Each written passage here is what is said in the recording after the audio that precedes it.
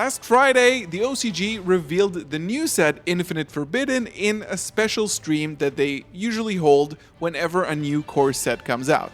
And besides revealing cards from the set, they also revealed 2 out of the 4 alt artworks coming out in the new Albaz collection. The Albaz collection is of course the White Story Complete file, which is a new product releasing in the OCG. It's going to be out this September, and besides including 4 new alternate artworks for familiar cards from the Albaz story, it also includes a brand new card, which we already covered in the channel, every single card in the Albaz story, and of course a wonderful art book and binder. But we're not here to talk about the collection, we're here to talk about the new Fallen of Albaz and incredible Ecclesia the Virtuous alternate artworks that were revealed in the Infinite Forbidden stream. And of course, break down every single Easter egg within those new artworks. But before we begin, speaking of alternate artworks, I'm giving away 2 Aluber the Dogmatic Prismatic Secret Rare Japanese tokens from the Albaz Strike released in Japan. So if you want one of these, head over to Twitter and join the giveaway. I'm going to be announcing them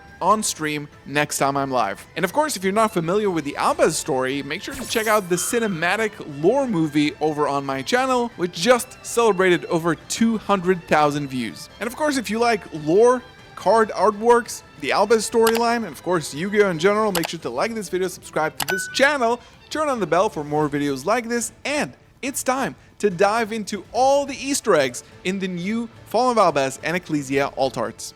So before we jump into the art, let's recap for a second how the Albaz story actually ended. Fallen of Albaz, Ecclesia, and their allies defeated Maximus in his bestial and then dogmatica form, and after defeating their sworn enemy, they took onto the desert, built a flying machine, and then Albaz and Ecclesia in their new outfits flew away into the vast desert, on to a new adventure, into a new frontier.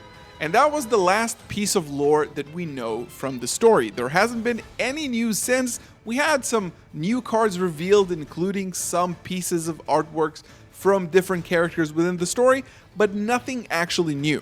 And we did of course get a brand new card, the Dogmatic Calamity Dragon, which is sort of like a final boss and an alternate ending of the Albaz story. But these 2 alt arts give us a glimpse into what happens after the end of the story. So it's time to start breaking these down, and we're starting off with Fallen of Albaz.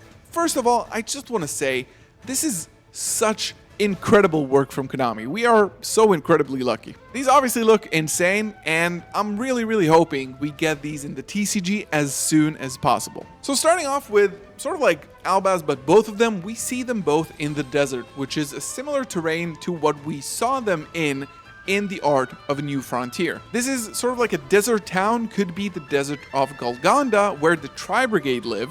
We also see a few members of the Tri-Brigade in New Frontier, but now we only see them in the desert, in like a small village surrounded by sand and also a little bit of sea. Now, if we look closely at Albaz himself, we can spot a few interesting things that weren't there before. Albaz used to have a gem on his forehead when he fell from the sky in his natural Albaz form, and now we can see that the shape that the gem was on is there, but the gem is actually completely gone. Albaz also had a gem on his chest, similar to the gem Aluber had, which of course was branded in red, but now instead of a gem, we can see the 4 circles, the 4 Zoas that signify a lot of different arts and stories from the Albaz storyline, similar to the ones you can see in the art of Branded in White.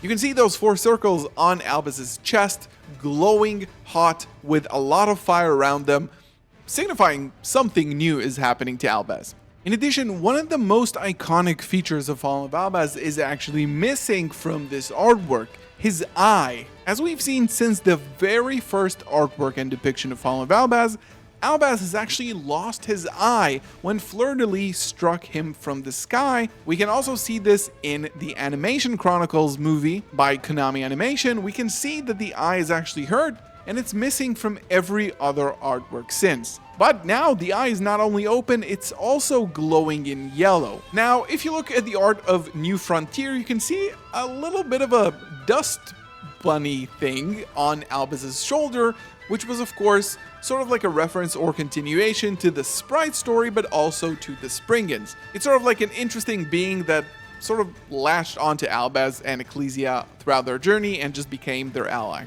Now, we saw that figure in the art of a New Frontier on Albaz's shoulder, but now we can see the being glowing and burning up in fire, also sporting quite a mad, angry face.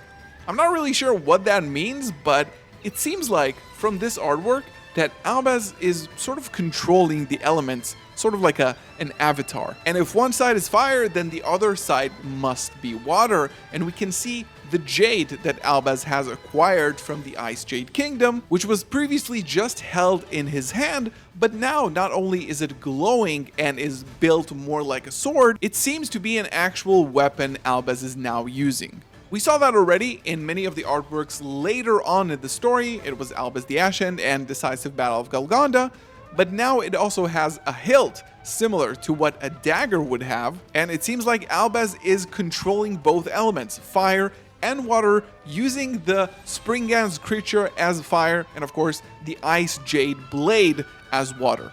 And this sort of like blue, yellow, fire and ice situation really reminds me of the branded fusion artwork, so this could definitely be a reference to that. And will we even get a branded fusion alt art? There's 2 more to be revealed. We'll talk about it at the end of the video. And now moving on to the one I'm really excited about because this looks incredible. It's incredible, Ecclesia the Virtuous. Now, Ecclesia is looking really good here, and this is a really cool take on Ecclesia because it combines so many pieces of her story. And Ecclesia arguably was actually the hero of this story and not Albaz. We've seen Ecclesia's point of view since the very beginning when Albaz fell from the sky, and this story could easily be told through her perspective and not Albaz's. Now, the first thing that is iconic about Ecclesia is of course her hammer. Previously, the hammer was this sort of like Golconda sea serpent skull on top of a pole, but it seems like Ecclesia definitely upgraded since the final battle. Now you can see the skull of Granguignol the Dusk Dragon, the dragon that Cartesia, which was of course Ecclesia's form controlled by Quem's spirit, wielded throughout the final battle. And Cartesia created that dragon from the fallen bodies of the Dogmatica tribe, the Despians, and as you can see on the Granguignol artwork, it's just hands and bodies. It's absolutely disgusting.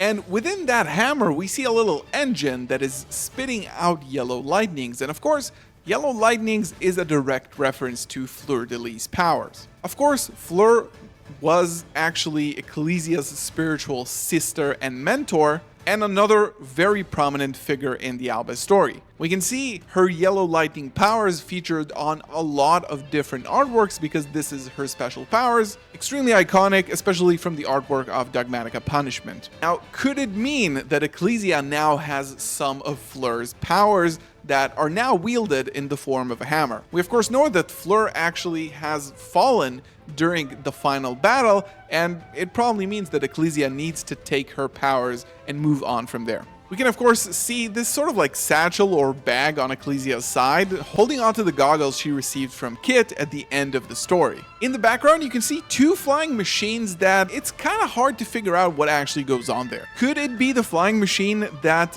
the couple took off with in the Art of New Frontier? Maybe, but the problem is, this machine has wings, so let us know if you have any idea on what that machine could be. And of course, the most noticeable part of this image is the wings of Granguignol on her back. Of course, Granguignol, as we mentioned, was Cartesia's dragon, and it had sort of like vitrage, sort of like a church window stained glass wings, and we can see sort of like a mini version of that on Ecclesia's jacket, which is, in my opinion, extremely cool. And lastly, you can see Ecclesia causing sort of like a ruckus in the market. It's very weird to see Ecclesia in sort of like this commanding position, being such a tame character throughout the whole story, and seeing people actually flying about and lying on the ground. I doubt that Ecclesia is actually causing trouble in the market, but rather that maybe there is some threat in the market that Ecclesia needs to take care of. We don't know where the story is going, but there are 2 more alt arts to be revealed in the White Story complete file.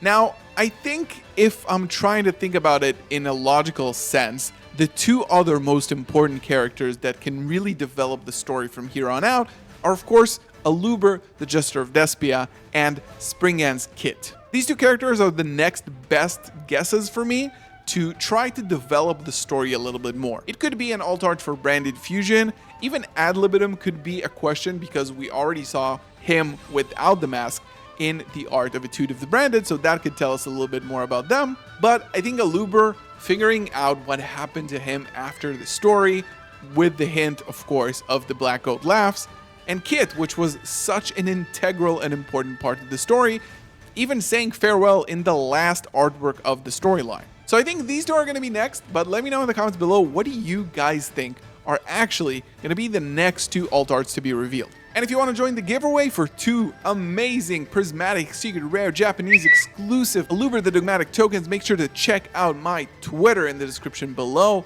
Follow there and follow the instructions to participate in the giveaway. And a huge shout out to Nyx the Branded, our wonderful mod and knight in shining armor, our lore expert who helped me create this story. Thank you so much for watching. Leave a comment below. What do you think about this? Like the video, subscribe, turn on the bell. I'll see you guys in the next one. Have a good week.